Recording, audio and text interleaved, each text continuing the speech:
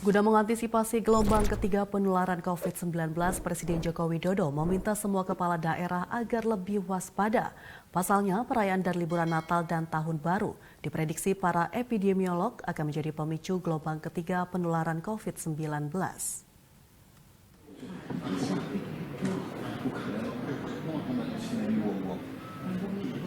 Ingatkan warganya. Presiden Joko Widodo memberikan arahan kepada semua kepala daerah di seluruh tanah air dalam rapat koordinasi secara virtual pada 25 Oktober 2021. Disampaikan Presiden, para epidemiolog memprediksi libur dan perayaan Natal serta Tahun Baru akan menjadi pemicu gelombang ketiga pandemi apabila tidak segera dicegah.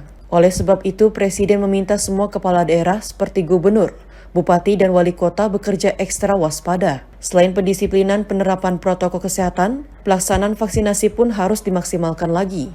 Bagi daerah yang kekurangan atau mengalami keterlambatan pengiriman vaksin, Presiden meminta agar segera melapor kepada Satgas COVID-19 Pusat dan atau Kementerian Kesehatan sehingga dapat secepatnya dikirim. Mantan Gubernur DKI Jakarta itu juga berpesan agar pelaksanaan pembelajaran tatap muka diawasi secara ketat supaya tidak ada siswa yang terpapar hingga menimbulkan klaster baru.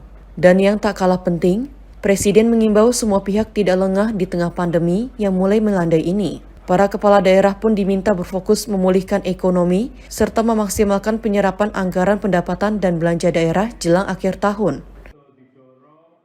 Agar realisasi APBD betul-betul didorong agar semuanya bisa terserap sehingga bisa memberikan peningkatan pertumbuhan ekonomi di daerah. Kewaspadaan, kesiapsiagaan, dan kecepatan kita bertindak harus kita jaga agar penurunan COVID-19 di negara kita Indonesia terus bisa kita tekan untuk turun kasus hariannya, dan kita harapkan tidak ada gelombang ketiga di negara kita. Terkait perintah Presiden itu, Wali Kota Malang Sutiaji mengaku pihaknya terus berupaya mengendalikan dan menekan penyebaran COVID-19. Kesiapsiagaan menghadapi Nataru. Nah, yang kedua, sekarang kan ada gejolak penambahan kasus dari klaster sekolah. Gitu, waspada.